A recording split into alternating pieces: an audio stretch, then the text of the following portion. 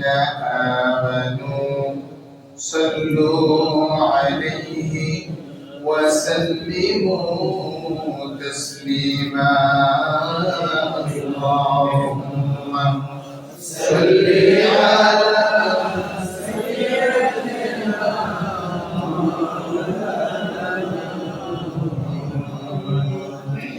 وعلى آل سيدنا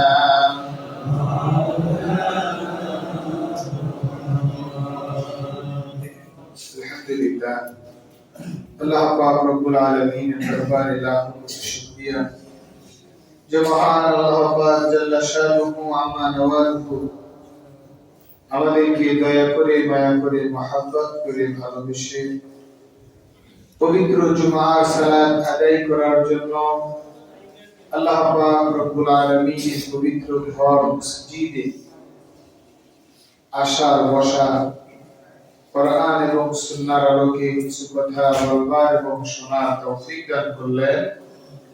এজন্য আমরা সকলেই দিল উজাড় করে সমস্বরে একযোগে আল্লাহ পাক রব্বুল আলামিনের দরবারে পড়ছি আলহামদুলিল্লাহ।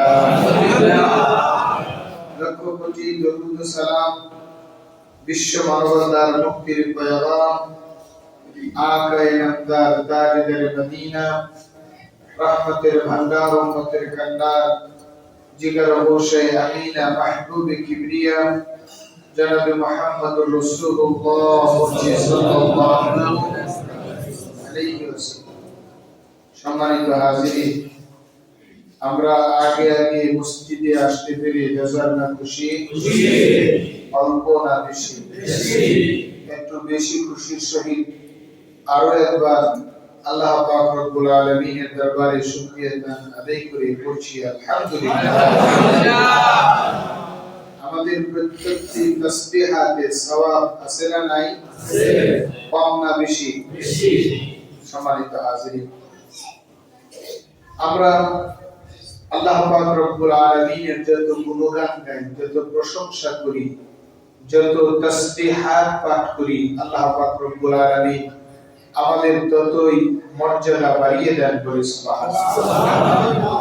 আমাদেরকে ততই জান্নাতের নিকটবর্তী করে দেন বলি আলহামদুলিল্লাহ।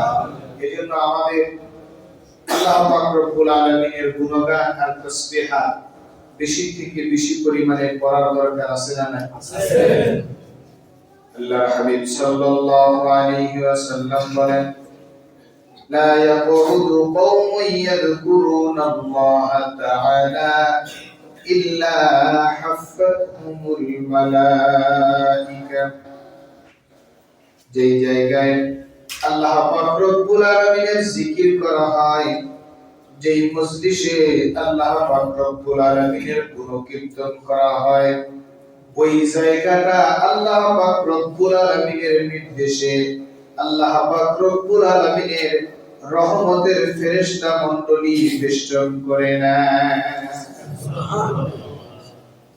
আমরা মসজিদে বসেছি, আল্লাহ পাক রব্বুল আলামিনের গুণকীর্তন করছি, কোরআন হাদিসের আলোচনা করছি, আল্লাহ পাক রব্বুল আলামিনের জিকির করছি।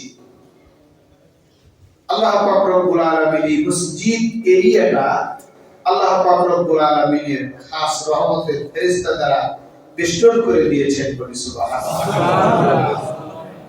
একই ভাবে যে কোনো মজলিসে, যে কোনো জায়গায়, এমন কি ওয়াজ মাহফিলে, হালাকায়, গাস্তের বয়ানে, যে সকল জায়গায় এক কথায় আল্লাহ পাক রব্বুল আলামিনের গুণকীর্তন করা হয়, কোরআন হাদিসের আলোচনা করা হয়, সব জায়গাগুলির কথা এই হাদিসের মধ্যে উল্লেখ হয়েছে বলি সুবহানাল্লাহ।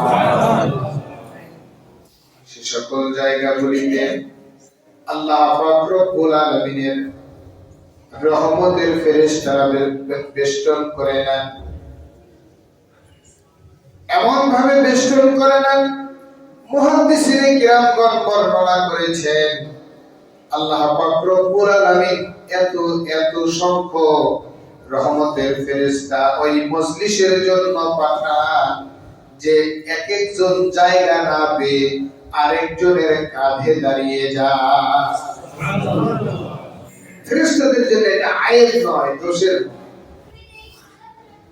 এই মজলিসটাকে এমন ভাবে ফেরেশতা মণ্ডলী বেষ্টন করে নেন, একজনের কাঁধে আর একজন এইভাবে দাঁড়াইতে দাঁড়াইতে, আমরা স্টেডিয়াম দেখি না, জায়গা না হওয়ার কারণে সিঁড়িগুলি এমন ভাবে করে যে মনে হয় একজন আর একজনের ঘাড়ের উপরে বসে আছে। আসলে এটা আয়েব নয়, এটা একটা সিস্টেম, তাই না? বসার জন্য একটা সিস্টেম করা হয়, বা কমিউনিটি সিস্টেম।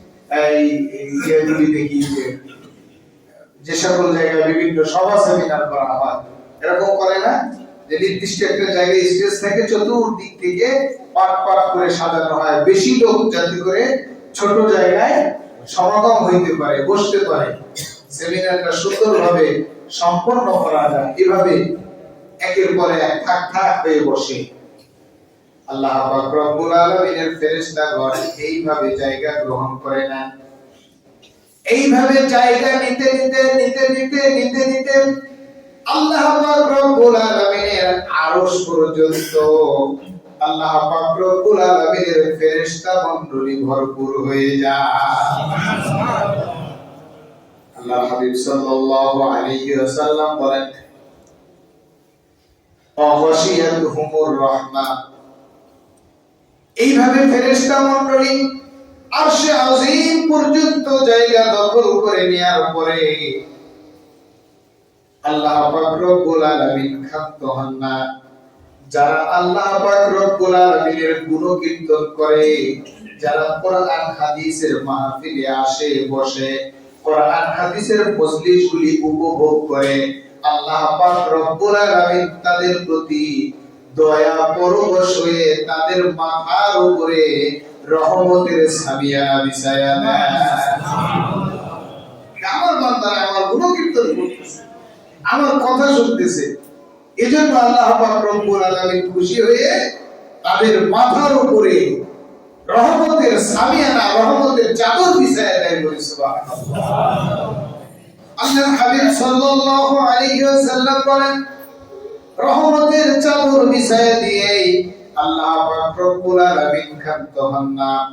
আল্লাহ পাক রব্বুল আলামিন হাবিব সাল্লাল্লাহু আলাইহি ওয়াসাল্লামকে জানায়া দেন, আপনি আপনার উম্মতদেরকে বলে দেন, ওয়া নাযালাত আলাইহিমুস সাকিনা। বলেন সুবহানাল্লাহ। তাদের মাথার উপরে শুধু রহমতের চাদর বিছায়া দেই না, তাদের উপরে অনবরত আমার পক্ষ থেকে শান্তি বর্ষণ করতে থাকি। তাদের উপরে আমার পক্ষ থেকে শান্তি বর্ষিত হইতে থাকে, কারণ তারা এখন আমার স্পেশাল গেস্ট। তারা আমার ঘরে এসেছে, আমার কোরআনের কথা শুনতে চায়, আমার হাদিসের কথা শুনতে চায়, তাদের জীবনকে পরিবর্তন করতে চায়। তার মানে আমার পথগুলো বান্দা পথের দিশা চায়, আমার সন্তুষ্টির জন্য আমার দিকে ফিরে আসতে চায়। বলেন সুবহানাল্লাহ। এজন্য আল্লাহ পাক রব্বুল আলামিন এত এত ফদাইল বান্দার জন্য করে দেন। আমরা হাদিস শুনেছি, আল্লাহর হাবিব সাল্লাল্লাহু আলাইহি ওয়াসাল্লাম বলেছেন, আল্লাহর কোন বান্দা যদি গুনাহের দিকে লিপ্ত হয়, আল্লাহ পাক রব্বুল আলামিন কেমন অসন্তুষ্ট হন। একজন ব্যক্তি মরুভূমির সফরে মরুজাহাজ উট নিয়ে রওনা দিয়েছে। যাইতে যাইতে যাইতে যাইতে এমন বালুকাময় মরুর মাঝ প্রান্তে গিয়ে পৌঁছেছে, যেখান থেকে পেছনে যাওয়াও কষ্টকর, সামনের দিকে যাওয়াও কষ্টকর। ক্লান্ত মুসাফির হঠাৎ করে একটু বিশ্রামের জন্য উট থেকে নেমে বিছানা করে শুয়েছে। মাথার নিচে হাতটা দেওয়ার সঙ্গে সঙ্গে ক্লান্ত পরিশ্রান্ত শরীর ঘুমিয়ে পড়েছে। পথিক মুসাফির হঠাৎ করে ঘুমটা ভাঙার পরে দেখে তার যে এই মরুর বাহন ছিল, একমাত্র বাহন উট, যার সঙ্গে খাদ্য রসদ বাঁধা ছিল, এই উটটা না। এখন তার উপায় মৃত্যু।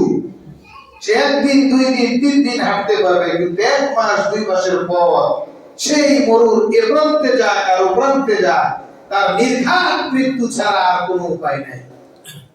উটটা হারিয়ে যাওয়ার কারণে পথিক যেমন ব্যথিত হয়, কষ্ট পায়, আবার উটটিকে ফিরে পাওয়ার আকাঙ্ক্ষা তার হৃদয়ে লালিত হয়। আল্লাহর হাবিব সাল্লাল্লাহু আলাইহি ওয়াসাল্লাম উম্মতদেরকে বোঝানোর জন্য এই মিসাল দিয়েছেন। পথিক উট হারানোর কারণে যেভাবে ব্যথিত হয়, দুঃখিত হয়, ঠিক একই ভাবে আল্লাহ পাক রব্বুল আলামিনের কোন বান্দা যদি পথ হারা হয়ে যায়, গুনার দিকে চলে যায়, ওই বান্দার জন্য আল্লাহ পাক রব্বুল আলামিন এইভাবে কষ্ট পায়। বলেন নাউজুবিল্লাহ। এই পথিক চিন্তা করতে করতে, কান্না করতে করতে পেরেশানগ্রস্ত অবস্থায় আবার ঘুমিয়ে পড়ল। উর্ধ্বকার চতুর্দিকে দেখা যায় না, ফাঁকা এরিয়া, কোথায় হাঁটতে হাঁটতে খুঁজতে যাবে। নিজ জায়গা থেকে চতুর্দিকে চোখ বুলিয়ে যতদূর পর্যন্ত চোখ যায় ততদূর পর্যন্ত তার বাহনটিকে দেখা যায় না। এই জন্য এই পথিক চিন্তাগ্রস্ত হয়ে কান্না করতে করতে আবার তার যথাস্থানে ঘুমিয়ে যায়। ঘুম থেকে ওঠার পরে তার চোখে যখন আবার তার বাহনটিকে দেখতে পায়, সে যেমন খুশি হয়, আল্লাহর পথ হারা বান্দাগুলি আল্লাহ পাক রব্বুল আলামিনের দিকে ফিরে আসতে চাইলে আল্লাহ তাআলাও ওই বান্দার উপরে এইভাবে খুশি হয়। আল্লাহ তাআলা বান্দাকে এত ভালোবাসেন, এত মহব্বত করেন, যখনই বান্দা আল্লাহর নাম, যে কোনো একটা গুণধর নাম নিয়ে আহ্বান করে, আল্লাহ পাক রব্বুল আলামিন সঙ্গে সঙ্গে সাড়া দিয়ে দেন। বলে সুবহানাল্লাহ।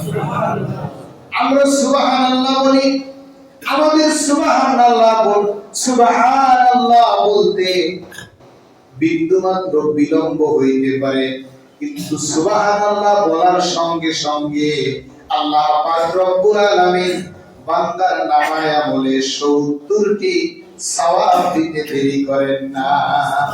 সুবহানাল্লাহ।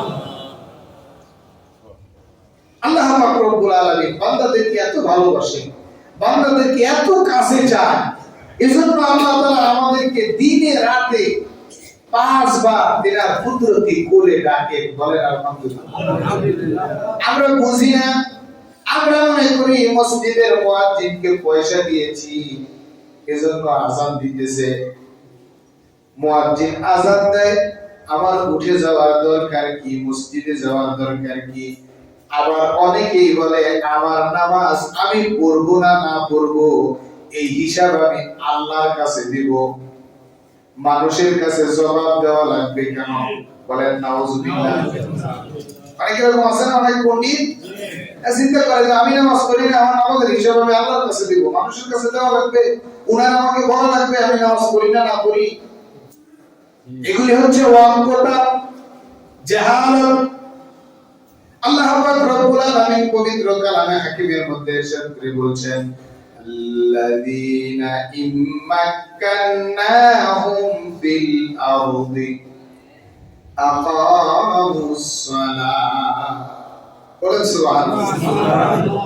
মনে রাখবে যে কথাগুলি বলি, এই কথাগুলি মনে রাখতে হবে, কারণ এই কথাগুলি আল্লাহর কথা, রাসূলের কথা। আমি আমার ব্যক্তিগত কোন তহবিলের কথা কিন্তু আপনাদের সম্মুখে উপস্থাপন করি না। আল্লাহ তাআলা বলেন, আমি যাদেরকে আমার জমিনের দায়িত্ব দিব, আল্লাযীনা ইম্মাক্কান্নাহুম ফিল আরদ আকামুস সালাহ। বলেন সুবহানাল্লাহ। তাদের সর্বপ্রথম দায়িত্ব হচ্ছে নামাজ কায়েম করা। বলেন সুবহানাল্লাহ। তাহলে যে এই জমিনের দায়িত্ব পাবে তার সর্বপ্রথম দায়িত্ব আল্লাহ তাআলা কি দিয়েছেন? সকলে বলেন নামাজ। এখন এমন ব্যক্তিকে দায়িত্ব দিলাম যে নিজেই নামাজ পড়ে না, তাহলে কি নামাজ হবে না? কি বলেন? এখন নামাজ কায়েম, আল্লাহ তাআলা কায়েম করার কথা বলছেন। আমি যাকে জমিনের দায়িত্ব দিলাম তার সর্বপ্রথম দায়িত্ব হবে নামাজ কায়েম করা। আমি মসজিদে আসলাম, একা একা নামাজ পড়লাম, চলে গেলাম। একজনকে মন চাইলো নামাজ পড়তে বললাম, মন না চাইলো বললাম না। এটা কি নামাজ কায়েম করা হইলো? আল্লাহ তাআলা কিন্তু নামাজ পড়ার কথা বলেন না, নামাজ কায়েম করার কথা বলেছেন। সমাজের কোন ব্যক্তি যদি নামাজ আদায় করতে না চায়, প্রয়োজনে তার উপরে শাস্তির বিধান আরোপ করা হয়েছে। বলেন সুবহানাল্লাহ। কারণ নামাজ পড়বা না, তুমি দুনিয়াতে বলতেছো আমার ইচ্ছা, কিন্তু আল্লাহ তাআলা বলতেছেন তুমি যদি নামাজ আদায় না করো তোমার জন্য জাহান্নাম রেখেছি। কি রেখেছেন? জাহান্নাম। আমাদের মহব্বতের মানুষগুলি, ধরেন কলিজার টুকরা সন্তানের পিঠে যদি একটা পোড়া হয়, একটা বিস্ফোট হয়, এর ব্যথা আছে না নাই? এখানে হাত দিলে ব্যথা পাওয়া যায় কিনা? এটা পেকে টকবগে হয়ে গিয়েছে, সন্তান ব্যথায় চিৎকার করছে, আপনি কি করবেন? ও বলবে যে আব্বু আসেন আমার ফোনটা একটু গালায় দেন, নাকি বলবে যে না বাবা হাত দিও না আমি কিন্তু খুব ব্যথা পাই? কি বলেন? এই কথা বলবে না? হাত দিও না আমি খুব ব্যথা পাই। আপনি যদি আপনার সন্তানকে ভালোবাসেন, আপনি যদি আপনার কলিজার টুকরাকে মহব্বত করেন, তাইলে সে যদি ঠোঁটে হাত না দিতে দেয়, প্রয়োজনে দুই পায়ের নিচে জাতা দিয়া ধইরা, এরপরে দুই হাত দিয়া চাপ দিয়া, এরপরে ঠোঁট গালায়া দিতে হবে। বলেন ঠিক কিনা? তাইলে তুমি আমার প্রতিবেশী, তুমি আমার গ্রামবাসী, তুমি আমার আত্মীয়, তুমি আমার ভাই, তুমি আমার দেশবাসী, তুমি আমার মুসলমান ভাই। একই দুনিয়ায় আল্লাহ পাক রব্বুল আলামিন পাঠালেন আমাকে আর তোমাকে। আমি একা একা নামাজ পড়ে জান্নাতে যাব, আর তুমি নামাজ না পড়ে জাহান্নামে যাবা, এটাই কি আমি মানতে পারি? এজন্য প্রয়োজনে নামাজ আদায় না করলে, ইসলামী হুকুমতের ইসলামী ইবাদতে নামাজ আদায় না করলে শাস্তির বিধান আছে না নাই? অনেক ইমামগণের অনেক বক্তব্য রয়েছে, কিন্তু ইমামে আযম আবু হানিফা রাহমাতুল্লাহি আলাইহি খুব ঠান্ডা মেজাজের মানুষ, ইসলামকে খুব সহজভাবে মানুষের সম্মুখে উপস্থাপন করেছেন। বলেন আলহামদুলিল্লাহ। খুব সহজভাবে উপস্থাপন করেছেন। এজন্য তিনি বলেছেন কেউ যদি নামাজ আদায় না করে ইসলামী ইবাদতে, তাহলে তাকে ধরে 5টা ডান্ডার বাড়ি দিবা আর পরবর্তী অক্ত পর্যন্ত আটকায় রাখবা। যে এরপরে রকে নামাজ আদায় করাইয়া এরপরে ছেড়ে দিবা। কেন কেন? ওই যে আমরা বলি আমাদের মন চাইলে আমরা নামাজ পড়বো, মন না চাইলে না পড়বো। নদীর ধারে একজন বাচ্চা খেলাধুলা করতেছে, নদীর ধারের কথা বাদ দিলাম, আজকে রিকশা দিয়ে আসতেছে, যে রওশন সড়ক হয়ে মাঝখানে রিকশাওয়ালা বাচ্চাটাকে দেখছে, একেবারে ছোট একটা বাচ্চা, 2-3 বছরের বাচ্চা হবে, ও রাস্তা পার হচ্ছে একা একা, এই পাশে তাকে মনে হয় মাল লোড অথবা আনলোড করতেছে, ওই পাশে দিয়ে রিকশায় আসতেছে। আমি এবং রিকশাওয়ালা কোনো কথা বলি নাই, সাইড থেকে যত লোকগুলি লক্ষ্য করে দেখছে বাচ্চাটা একা একা রাস্তা পার হচ্ছে। সব মানুষগুলি খেপে গেছে, এই বাচ্চার গার্জিয়ানকে, এই বাচ্চার অভিভাবককে একেবারে বিবেকছে না, বাচ্চাটা রাস্তায় একা একা চলতেছে, এখনই রিকশা তলে পড়তো, মানে একটা হুলুস তুলুস কারবার। সকলে ঝগড়াঝগড়ি করতেছে। কেন? ও যার বাচ্চা হয় হোক, মরে মরুক, বাসে বাসুক, সকলের কেন এইভাবে তাগিদ দেওয়া লাগবে? কারণ প্রত্যেকটি মানুষের উপরে মহব্বত আছে না? আছে। ভালোবাসা থেকে, মহব্বত থেকে ভাবে শাসাই দিচ্ছে। ইচ্ছা করে কোনো ব্যক্তি ক্ষতিগ্রস্ত হবে, এটা কিন্তু সজ্ঞান সচেতন বিবেকবান মানুষ মেনে নিতে পারে না। একটু জবান খুলে বলেন ঠিক কি না? এটা হলো ভিন্ন আলোচনা। কিন্তু আল্লাহ পাক রব্বুল আলামিন আমাদেরকে এত ভালোবাসে, আমরা যখন গুনাহের পথ থেকে আল্লাহর দিকে ফিরে আসি, আল্লাহ পাক রব্বুল আলামিন আমাদেরকে উপর্যুপরি ফজিলত দিয়ে ভরপুর করে দেন। বলে সুবহানাল্লাহ। আমার আলোচনা শুনবা, আমার কথা শুনবা, আর আমি তোমাকে সওয়াব দিব না, তুমি পরিবর্তন হইতে আসবা, আর আমি তোমার জন্য ফজিলত রাখবো না, এটা হইতে পারে না। বলেন সুবহানাল্লাহ। আমরা যদি আল্লাহ পাক রব্বুল আলামিনের দিকে আঘাত অগ্রসর হই, আল্লাহর হাবিব সাল্লাল্লাহু আলাইহি ওয়াসাল্লাম বলেন আল্লাহ তাআলা তার রহমত দিয়ে তোমাদের দিকে এক হাত অগ্রসর হন। তোমরা যদি আল্লাহ পাক রব্বুল আলামিনের ক্ষমার দিকে হেঁটে হেঁটে যাও, আল্লাহ পাক রব্বুল আলামিন তার দয়া নিয়ে তোমাদের দিকে দৌড়াইতে দৌড়াইতে আসে। আল্লাহ তাআলার এত দয়া আমাদের উপর, এই জন্য প্রত্যেকটি কাজে এত ফজিলত রেখেছে, এত সওয়াব রেখেছে, বলে সুবহানাল্লাহ। আমাদের জন্য উন্মুক্ত করে দিয়েছেন সওয়াব অর্জন করা। এজন্য আল্লাহ পাক রব্বুল আলামিন পবিত্র কালামে হাকিমের মধ্যে ইরশাদ করে বলেন উদউ ইলা সাবিলি রাব্বিকা বিল হিকমাতি ওয়াল মাউইযাতিল হাসানাতি ওয়াজাদিলহুম বিল্লাতী হিয়া আহসান। বলেন সুবহানাল্লাহ। আল্লাহ পাক রব্বুল আলামিন বলেন তোমার প্রতিপালকের দিকে, তোমার রবের দিকে দাওয়াত দেওয়ার জন্য হিকমা অবলম্বন করো, কৌশল অবলম্বন করো। বিল হিকমাতি, কৌশল অবলম্বন করে, ওয়াল মাউইযাতিল হাসানাতি, এবং মিষ্টি মিষ্টি ওয়াজ করে, ভালো করে বুঝায়া তোমার রবের পথের দিকে তুমি মানুষদেরকে দাওয়াত দাও। দাওয়াত দেওয়ার ফজিলত আছে না নাই? সকলে একটু জবাব করে বলেন আছে না নাই? এই যে আমি এখন কথা বলছি, এটা হচ্ছে দাওয়াত। এটাও দাওয়ার একটা সিস্টেম, মসজিদের মেম্বার। আবার আমাদের দাওয়াত ও তাবলীগের ভাইরা কাজ করে, আবার আল্লাহর রাস্তায় বের হন, মানুষদেরকে আহ্বান করেন, ওটাও একটা দাওয়ার পদ্ধতি। বলেন আলহামদুলিল্লাহ। হিকমা, এগুলি কি? হিকমা, কৌশল, যে মানুষকে কিভাবে বেশি থেকে বেশি পরিমাণে আল্লাহর দ্বীনের দিকে নিয়ে আসা। আবার যারা হক্কানি ওলামায়ে কেরাম, হক্কানি পীরদের মুরিদ, তিনারাও মানুষদেরকে কোরআন হাদিসের দিকে হালকা জিকিরের মাধ্যমে, এরপরে মাসিক ইসলাহি মাহফিলের মাধ্যমে বিভিন্ন ভাবে মানুষদেরকে আহ্বান করে। ওটাও হচ্ছে হিকমা। বলেন সুবহানাল্লাহ। বিভিন্ন ভাবে মানুষ ইসলামের সুশীতল ছায়াতলে আসতেছে না? মূল উদ্দেশ্য দাওয়াত ও তাবলীগ বলেন, আমি হুজুর ওয়াজ করতেছি বলেন, ওই হক্কানি পীর মাশায়েখ বলেন, মূল উদ্দেশ্য কি? মানুষ যাতে করে আল্লাহমুখী হয়ে যায়। জবাব করে বলেন অন্য কোনো কিছু না। মূল মাকসাদ হচ্ছে আল্লাহ ভোলা মানুষ আল্লাহর দিকে কিভাবে মুতাওয়াজ্জা হয়। বলেন আলহামদুলিল্লাহ। আরে সমস্ত মাধ্যমগুলি আল্লাহর দরবারে সবচেয়ে প্রিয়। বলেন আলহামদুলিল্লাহ।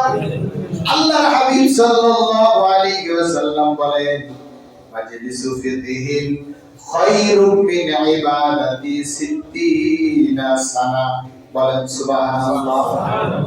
আল্লাহর হাবিব সাল্লাল্লাহু আলাইহি ওয়াসাল্লাম বলেন আমার কাছে ইলমে দ্বীনের একটি মজলিস 60 বছরের পেরিয়া নফল ইবাদতের চাইতেও শ্রেয়। আমরা কি নফল ইবাদত খুব বেশি করি? একেবারে অল্প, তাই না? ফরজের পরে সুন্নত, সুন্নতই তাই না দুইটা। জুমার সময় তো ধরেই রাখা যায় না। খালি কেউ কেউ চিন্তা করে যে সালামটা ফিরাই রাখে, যদি সালাম ফেরানোর আগে যাওয়ার সুযোগ থাকতো তাহলে দেখতে অর্ধেক চাপ হয়ে যেত। নামাজে দাঁড়ায় হুজুরের সাথে সে যতক্ষণ থাকতে পারে, সালাম ফেরানোর দরকার নাই। এই সুযোগ থাকলে দেখতেন যে সালাম ফেরানোর আগে অর্ধেক চাপ। এত ব্যস্ততা, এত দ্রুত নফল ইবাদত অন্য সময় সময় কথা। সুন্নতের খবর নাই। নফলের সময় 2-4 জন বৃদ্ধ মানুষ যাদের কোমর চলে না, সেজদায় গেলে বাতাস বের হয়ে যায়। এখন হুজুরেরা ফতোয়া দিয়ে দিয়েছে বয়সের পরে বাতাস যতই বের হোক সমস্যা নাই, নামাজ পড়তে থাকে। এক ওয়াক্তে এক ওযুতে যত বাতাস বের হয় কোনো সমস্যা নাই। বলেন আলহামদুলিল্লাহ। আল্লাহ তাআলা ইসলামকে এত সহজ করেছে। আপনি অসুস্থ, আপনি মাযুর, আপনি পারেন না, আপনার বারবার ওযু করার দরকার নাই। আপনি এই যে ওযু করে মসজিদে ঢুকছেন, এই ওয়াক্ত আপনার চলবে নামাজ, আপনি পড়তে থাকেন। মুরব্বীরা সুযোগ পাইয়া কয় যা হয় হোক, জীবনে তো অনেক ভুল করেছি, অনেক সময় গিয়েছে, অতিক্রম করেছি, এখন তো আর কাজ কামেরও সুযোগ নাই। বাড়িতে গেলে ধমকায়, ছেলের বউ মেয়ে মেয়ে নাতি নাতি যারা বুঝে মানুষ খালি ক্যাট করে, এর চাইতে ভালো মসজিদে বসে বসে জিকির আজকাল করি, নামাজ কালাম করি, ঠিক কিনা বলেন? কিন্তু যখন জামান, যখন সুযোগ, তখন আল্লাহকে সময় দিতে রাজি না। আমরা দ্রুত করি, ইবাদত বন্দেগীর দিকে মনোযোগ কম। আমরা তো উম্মতে মুহাম্মাদি। আল্লাহ পাক রব্বুল আলামিন অন্যান্য পয়গম্বরের উম্মতদের চাইতে আমাদেরকে মর্যাদা দিয়েছেন বেশি, বলেন আলহামদুলিল্লাহ। হায়াত দিয়েছেন কম, সওয়াব দিবেন বেশি। এই জন্য আমাদের প্রত্যেকটি কাজে ফজিলত দিয়েছেন বেশি। আমরা এক একটি কথা বলছি আর শুনছি, এজন্য আল্লাহ পাক রব্বুল আলামিন প্রত্যেক কথার বিনিময়ে 10-10টি করে নেকি দিয়ে দিচ্ছেন, বলি সুবহানাল্লাহ। বুঝি আর না বুঝি সওয়াবের কমতি নাই। খাবার যদি খাই, স্বাদ পাই আর না পাই, লবণ হোক বা না হোক, ঝাল হোক বা না হোক, ভিতরে ঢুকলে পেট ভরে কিনা? কি বলেন? হয়তো বলি যে খাইলা একেবারে আলুইলে লাগলো, মজা লাগলো না, কিন্তু পেট ঠিকই ভরে। কোরআন হাদিসের আলোচনা যেখানেই হোক, যেভাবেই হোক, যদি আমরা শুনি, বুঝি আর না বুঝি, আল্লাহ পাক রব্বুল আলামিন সওয়াব দিতে ভুল করেন না, বলেন আলহামদুলিল্লাহ। এজন্য কোরআন হাদিসের আলোচনা শুধুমাত্র মসজিদ কেন্দ্রিক হবে না, যত পথ এবং পন্থা আছে সবগুলি আমাদের অবলম্বন করা লাগবে। জবান খুলে বলেন ঠিক কিনা? আমরা মুসলমান, আমাদের ইতিহাস ঐতিহ্য ধরে রাখার জন্য আমরা বেশি থেকে বসি ইসলামিক কৃষ্টি কালচার গুলি অ্যাপ্লাই করব, প্র্যাকটিস করব। জবান খুলে বলেন ঠিক কিনা? এই যে ঢাকায় বিভিন্ন সেমিনার হয়, বড় বড় সেমিনার হয়, সেমিনার গুলিতে অনেক বড় বড় শিক্ষিত মানুষগুলি গিয়ে একত্রিত হয়, সেখানে আমাদের জন্য কিন্তু সিট বরাদ্দ থাকে না। কিন্তু এখন অনলাইনের মাধ্যমে আমরা মোবাইলে বসে বসে দেখতে পারি। নর্থ সাউথ বিশ্ববিদ্যালয়ের মধ্যে একটা জায়গা যেখানে আল্লাহর কোরআনকে অবমাননা করা হয়েছে, সেই জায়গায় 5000 কোরআন বিতরণ হয়েছে, বলেন আলহামদুলিল্লাহ। দেশের সবচেয়ে বড় বড় ইসলামিক স্কলারগণ গিয়ে সেখানে আল্লাহর কথা, রাসূলের কথা বলেছে, বলি সুবহানাল্লাহ।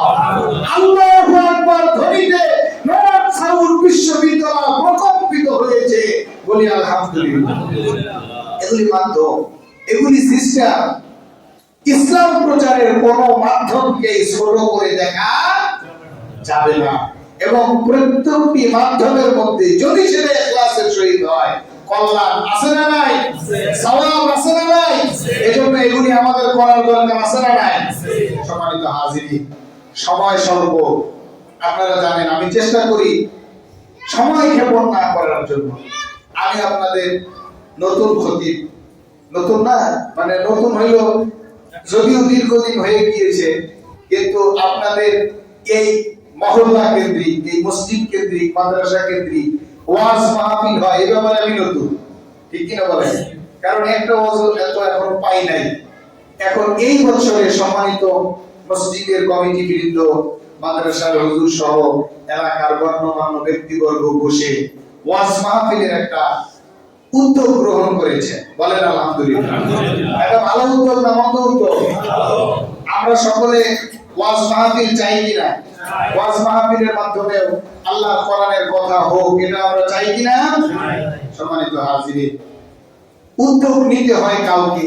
এই হিসেবে এবছর মাদ্রাসার উদ্যোগে, সম্মানিত এলাকাবাসীর সহযোগিতায়, মসজিদের কমিটি বৃন্দ সহ একদিন বিশাল একটা মিটিং করা হয়েছিল। ওই দিন আমার মাহফিল থাকার কারণে আমি থাকতে পেরেছিলাম না, কিন্তু ইমাম সাহেব হুজুরের সাথে আমার নিয়মিত যোগাযোগ রয়েছে, এবং আমি যে আসলে আমাদের সম্মানিত সভাপতি সাহেব, কেশিয়া সাহেবের সঙ্গে বিভিন্ন বিষয় নিয়ে কথাবার্তা হয়। এবছর আপনাদের এই মহল্লায়, আপনাদের এই মাদ্রাসায়, আপনাদের এই মসজিদ সংলগ্ন মাহফিলের ব্যবস্থা করা হয়েছে জানুয়ারি 2 তারিখ, বলেন আলহামদুলিল্লাহ। আপনারা ইতিমধ্যে অনেকে জানেন, আবার অনেকে জানেন না, ঠিক কি না? তাহলে এই মাহফিল মাদ্রাসার কল্যাণে, মাদ্রাসাটি আপনাদের মহল্লায়, অথবা আপনার বাড়ি যদি ঢাকায় না হয়, দূরে হয়, গাজীপুরে না হয়, দূরেও হয়, আপনি এই মহল্লায় বসবাস করেন, তাহলে এখন মাদ্রাসা কার? মসজিদ কার? তাহলে এই ওয়াজ মাহফিল কার হবে? আমাদেরই হবে। আমরা সকলে সম্মিলিতভাবে কাঁধে কাঁধ মিলিয়ে এই ওয়াজ মাহফিলকে সফল করার জন্য, সার্থক করার জন্য, আল্লাহ দ্বীনের প্রচার সহজ এবং সুন্দরভাবে মানুষের দ্বার প্রান্তে পৌঁছিয়ে দেওয়ার জন্য আমরা সকলে মেহনত করতে রাজি আছি তো ইনশাআল্লাহ? সকলে একটু জবান খুলে পড়ে নেই ইনশাআল্লাহ। আমরা সকলে এই ওয়াজ মাহফিলটাকে আমাদের নিজেদের ওয়াজ মাহফিল মনে করব, পারবো তো ইনশাআল্লাহ? এবং এই ওয়াজ মাহফিলকে কেন্দ্র করে আমরা সকলেই জানি যে বিশাল একটা খরচের ব্যাপার আছে, কারণ নতুন পদ্ধতি বের করলে, নতুন সিস্টেম বের করলে খরচও তো করতে হবে, ঠিক কিনা বলেন? এবং আমরা যা কিছু খরচ করবে এর প্রতিদান আমাদেরকে দিবেন কে? আল্লাহ।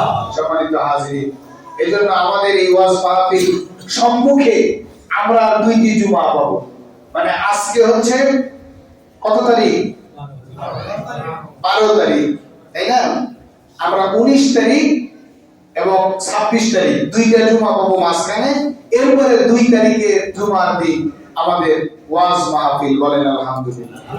এজন্য সময় যেহেতু স্বল্প, এ সময়ের মধ্যে আমরা যার যার জায়গা থেকে সকলেই আমাদের এই ওয়াজ মাহফিল সুন্দরভাবে যাতে করে বাস্তবায়িত হয়, এজন্য আমরা সকলে চেষ্টা করতে রাজি আছি তো ইনশাআল্লাহ? বলতে পারেন যে হুজুর আমরা কি করব? ওই ডেকোরেটরের কাজ ডেকোরেটরে করবে, আমরা নাই কিছু পয়সা পাবে দান করে দিব, বাস শেষ হয়ে গেল, এতটুকুনি আমাদের দায়িত্ব শেষ? আজকের থেকে, যখন থেকে আমরা শুনতে পেরেছি, জানতে পেরেছি সম্মানিত ভালো ভালো ওলামায়ে কেরাম আসবে, হুজুর নিজে অনলাইনে ওয়াজ শুনেছেন, আমাকে শুনিয়েছেন, কমিটি বৃন্দের অনেকের সঙ্গে পরামর্শ করে এরপরে 2 জন খুব জাননেওয়ালা, তাদের কণ্ঠ আলহামদুলিল্লাহ খুবই ভালো, এরকম 2 জন বক্তাকে ইতিমধ্যে দাওয়াত দেওয়া হয়েছে বলে আলহামদুলিল্লাহ। একজন শুধু শেরপুর থেকে আসবে, আর একজন শুধু সিরাজগঞ্জ থেকে আসবে, মুফতি বশিরউদ্দিন শেরপুরি এবং আব্দুল খালেক রহমানী সাহেব।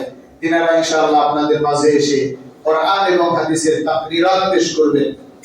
আজকে যখন আমরা শুনতে পেরেছি, আমাদের প্রথম কাজ হবে আজকের থেকে আল্লাহ পাক রব্বুল আলামিন যাতে করে এই মাহফিলকে সফলতা দান করেন, এর জন্য দোয়া করতে হবে, ঠিক কিনা বলেন? কারণ বান্দার কাজ হচ্ছে 3টা, বান্দার আর কোনো শক্তি নেই। বান্দার কাজ কয়টা? 1 নম্বরে হচ্ছে নিয়ত করা, 2 নম্বরে হচ্ছে চেষ্টা করা, আর 3 নম্বরে দোয়া করা। আমরা নিয়ত করতে পারি, চেষ্টা করতে পারি, আর দোয়া করতে পারি। কাজ বাস্তবায়ন হওয়ার দায়িত্ব কি আমাদের? আমরা পারবো? আমরা আল্লাহ না করুক, উদাহরণ দিয়ে বলছি, আল্লাহ এমনটি না করুক, সকলে বলে আল্লাহুম্মা আমিন। আমরা খুব চেষ্টা করলাম যে কোনো একটা কাজ করার জন্য, কিন্তু এর বিপরীত পরিস্থিতি দাঁড়িয়ে যায় না, যে ওই দিন আর ওই কাজ করা সম্ভব হয় না। এইজন্য আমরা সর্বপ্রথম দোয়া করব। আমরা নিয়ত করেছি, দোয়া করব, এবং চেষ্টারও দরকার আছে না নাই? আপনারা জানেন যে ওয়াজ মাহফিল সম্পন্ন করতে বিশাল একটা অর্থের প্রয়োজন হয়। এইজন্য যাতে করে সকলের জন্য সহজ হয়, সবাই যাতে করে এই সুযোগটি গ্রহণ করতে পারে, এজন্য আমি দেখলাম হুজুর নিয়ে আসছেন, ইতিমধ্যে আমাদের কাছে এসেছেন, ছোট ছোট রসিদ বই করা হয়েছে, যাতে করে পয়সাটার হিসাবও থাকে এবং সকলের জন্য যাতে করে সুবিধা হয়। 20 টাকা 50 টাকা রসিদ বই করা হয়েছে, যেখানে আমাদের মা বোনেরাও সম্পৃক্ত থাকতে পারবে, আমাদের ছোটরাও সম্পৃক্ত থাকতে পারবে, ঠিক কিনা বলেন? আমরা যাতে করে সকলে সম্মিলিতভাবে, সকলের সম্মিলিত প্রচেষ্টায় এই মাহফিলটাকে সুন্দরভাবে সমাপ্ত করতে পারি, এরকম ব্যবস্থা করা হয়েছে বলি আলহামদুলিল্লাহ। আমরা সকলে আমাদের ক্ষুদ্র ক্ষুদ্র প্রচেষ্টার দ্বারা এই সর্ববৃহৎ একটি মাহফিল উপহার দিতে পারবো না ইনশাআল্লাহ? আমরা এই মাহফিলের সমস্ত আঞ্জাম তো দিবই, পাশাপাশি মাহফিলের দিন আমাদের ভিতর থেকে একটা আমেজ থাকতে হবে যে মাহফিল আমার মাহফিল, আমাদের মাহফিল, আমাদের মহল্লার মাহফিল। আমরা কাঁধে কাঁধ মিলিয়ে ওই দিনে যত ব্যস্ততা থাক, পূর্ব থেকে আমরা শিডিউলই রাখবো যে না, আমার আজকে কোথাও যাওয়া যাবে না, আজকে আমাদের মাহফিল। আমরা এরকম ভাবে শিডিউল রাখি না কাজে, যে না আমি অমুক দিন অমুক কাজ করবো, তমুক দিন তমুক কাজ করবো। যেহেতু আমাদের মাহফিল, আমি যে মহল্লায় বসবাস করি এই মহল্লার মাহফিল, সেহেতু ওই দিন অন্য কোনো শিডিউল রাখবো না। নিজে উপস্থিত থাকবো। সর্বোপরি আমার সবচেয়ে বড় দায়িত্ব হচ্ছে শ্রোতার ভূমিকায় বক্তার সামনে বসে থাকা। ঠিক কিনা বলেন? এতে করে ফজিলত আছে না নাই? সওয়াব আছে না নাই? এর থেকে যদি একটা কথা আমার হেদায়েতের জরিয়া হয়, আল্লাহ পাক রব্বুল আলামিন একটি কথার বিনিময়ে আমাদেরকে মাফ করে দিবেন বলে সুবহানাল্লাহ। আল্লাহ পাক রব্বুল আলামিন আমাদের এই মাহফিল খানাকে নাজাতের জরিয়া হিসেবে কবুল করুন। সকলে বলি আল্লাহুম্মা আমিন। আমাদের এই সমস্ত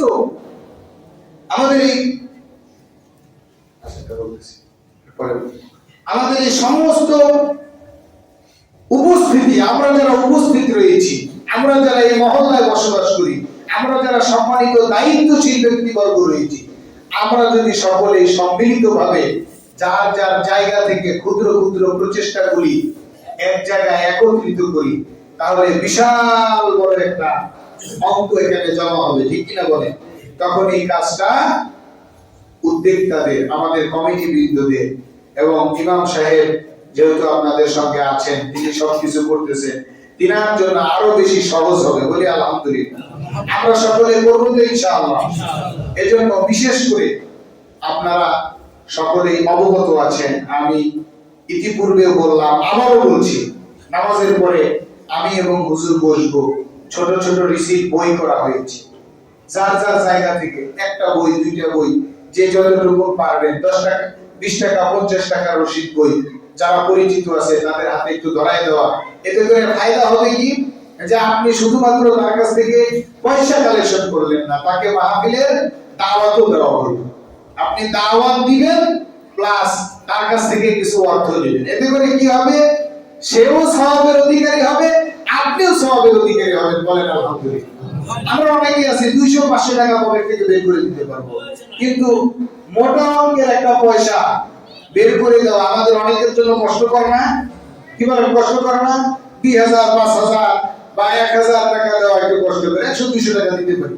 কিন্তু আল্লাহ তাআলা আমাদের উপরে এত দয়া করেছে, এত মায়া করেছে, আমরা যদি আমাদের কোনো ভাইদেরকে দাওয়াত দিয়ে তার কাছ থেকে 10 টাকা 20 টাকা করে সংগ্রহ করে একত্রিত করে একটা বড় অ্যামাউন্ট দিতে পারি, আমার দাওয়াতের ওসিলায় আমার যে সকল ভাইরা দান করেছিল তারা যেমন সওয়াব প্রাপ্ত হয়েছে, আল্লাহ তাআলা আমাকেও সমপরিমাণ সওয়াব দিবেন। বলি আলহামদুলিল্লাহ।